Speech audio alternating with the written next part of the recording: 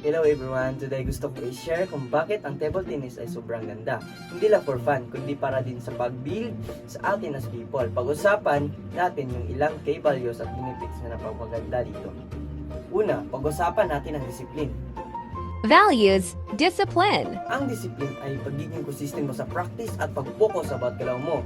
Kahit paulit-ulit pa yan, kailangan mo ng disiplina para matuto ng tamang forma, serve, at para kontrolin ang bola. Kahit nakapostrate man minsan, ito rin yung pag-stick sa training plan mo at pag-give your best effort sa bawat laro para ma-improve ang skills mo.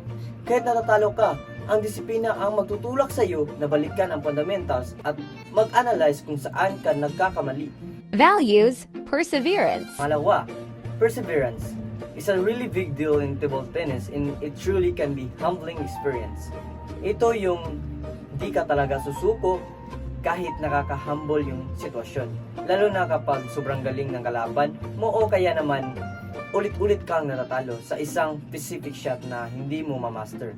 Sa madaling salita, perseverance sa table tennis ay yung pagtanggap sa hirap, pagkatalo mula sa bawat talo at yung patuloy pagbangon para magiging mas malakas at mahusay na player. Benefits, physical Yan fitness. naman sa awesome benefits. Yung isang major benefits ay isang physical fitness. Kahit mukhang nakatayo lang tayo sa table, surprisingly, ang table tennis ay magandang workout. Palagi kang gumagalaw ng paa, umaabot, yumuyuko at nagre-react, talagang nagpapataas nito ang heart rate mo. Napapaganda ang agility at reflexes mo. Benefits, mental sharpness. Pangalawa, mental sharpener. Sobrang incredible talaga yung benefit ng mental sharpness. Yung utak mo nagtatrabaho sobra, nagpa-process kung nasaan yung bola, gaano kabilis dumating, anong spin meron, kung saan kailangan ibalik.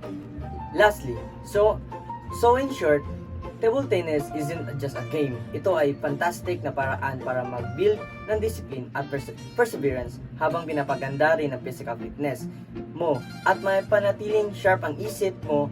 Isa itong really well-rounded activity na accessible at enjoyable for almost everyone.